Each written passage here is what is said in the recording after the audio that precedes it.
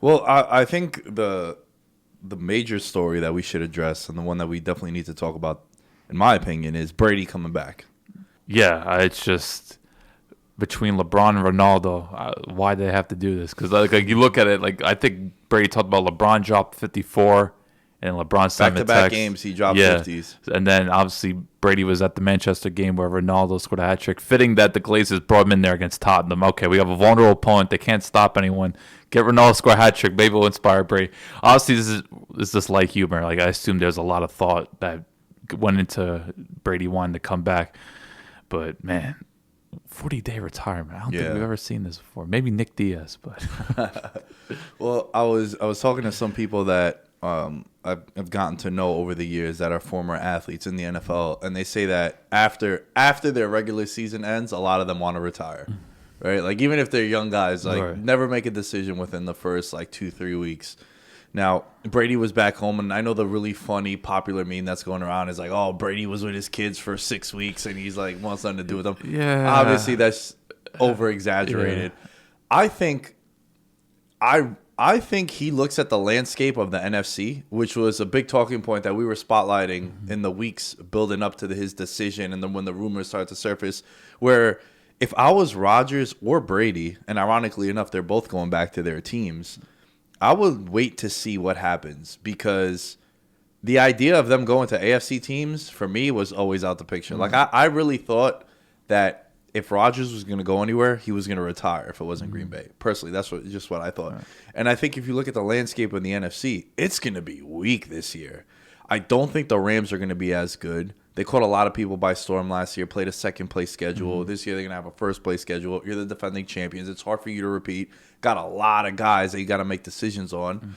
Andrew Whitworth just retired today. He put out a video. Oh no, they've already lost players. Right, and they've lost players already. Corbett was lost Sebastian Joseph Day. Like they got Brian Allen back, which is a key sign. Right. But we don't know about Von Miller. We don't know Von Miller. Odell's going to be out pretty much the whole year. Yeah, you get Robert Woods back, but McVay really hasn't committed to coming back as well. Though he has. Oh, he did. Yeah, I missed that. My bad. My bad. But I also think you got what you wanted if you're the Rams, right? So I see some regression. They're still a contender, though. Yeah, they'll be a contender. Then the Niners, if they move from Jimmy G, what is Trey Lance going to be? Seattle just got weaker. Arizona, I'm not really. Seattle's not relevant. Like, right, they're not part. To me, it's 4 teams in NFC right now. It's obviously Green Bay. You still got to put the Rams up there, and then either you want to put the Bucs or the Niners. Everyone else to me is. I don't consider them to be a Super Bowl team. Yeah, I think that's fair too. Yeah, I would agree with that. Don't get me started with Arizona, and Dallas is dwindling. No. We'll talk about Dallas in just a second. But as far as Brady goes, you're coming off a season in which he strikes me as a guy that's super self-aware. He would never want to go out like Ben and Eli and Breeze, where they're a shell of themselves, and people see their demise. Right. They're just struggling week in, week out. Yeah, like it's not fun. Yeah. And as a fan, you're like, damn, I remember. Like they become a liability. Like you're holding your team back. Yeah. Dude was. A lot of people voted for him to be MVP. I mean, right? Had a monster season too. Top in statistical categories. And you make that comeback in the playoffs, like your team. And if your team didn't have all the shit that went down with it between the injuries, the AB saga, just a lot of things went down. Right. I think you're looking at this team completely different. Right. So they had Wirfs too. Wirfs was a big loss. So there's a lot there. So Brady's probably looking at it like he stepped away. He put out all the stuff that he put out. And the key thing was he never really said, I'm retiring. It was just like him being thankful. It was very similar to the Aaron Rodgers, the 2-week cleanse thing that he went on to. So Brady coming back, I know there is some investigations going down by a couple of sports books, whether or not people had insider information about him coming back, because the Bucs were 40-1 to win the Super Bowl, Allen. Oh, yeah. And then him coming back, there's only 2 teams ahead of them. What 2 teams are ahead of them, if you had to guess? Odds-wise to win the Super Bowl. I'm going to say the Bills and the Chiefs. Bills and Packers. Okay. And then the Bucs come in at third. Damn, Chiefs are that low? Well, Chiefs are right after them with the Rams. Yeah. But they went from 40-1, which, to add context, that's where like Miami is. That's where, that's where Miami is. Well, going from Brady to Gabbert or Trask, they'll do it to you. Right, right. Despite how bad the division might be. So I think Brady that division's really bad. So I think Brady sees that, and he's like, dude, I just had a monster season. I always wanted to play to 45. the game's changed. I'm not really getting blown up in the pocket for like a decade now. And I just think that he comes back, and I truly think this is his last year coming up. Yeah, that would make sense.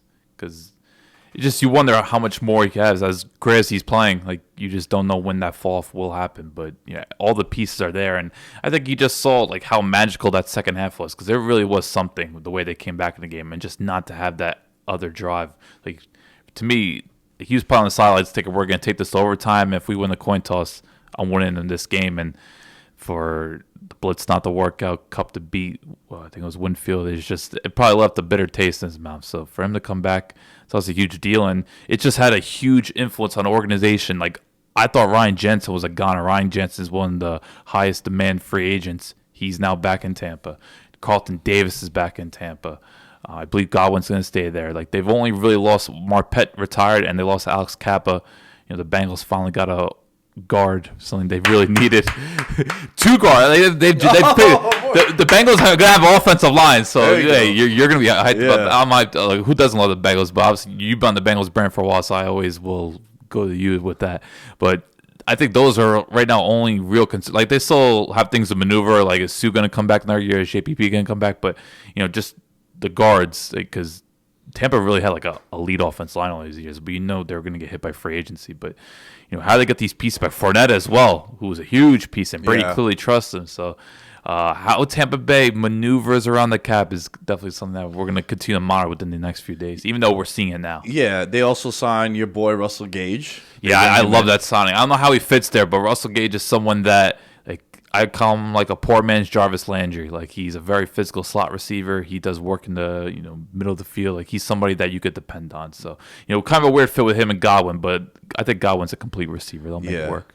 And also, until Godwin comes back, I think he'll thrive as a slot receiver for them, because Godwin got hurt in late November, December. Yeah, I think is when he went down. So he might be pushing it. Yeah. So you don't want to. You get a guy like him. Maybe you push him back into October, and then you see what this offense is like. But also, like with Tampa Bay, a lot of guys took pay cuts last year because they wanted to run it back one more time. Hey, but it's hard for you to run it back another time taking less money. Like, you'll make an exception. Yeah.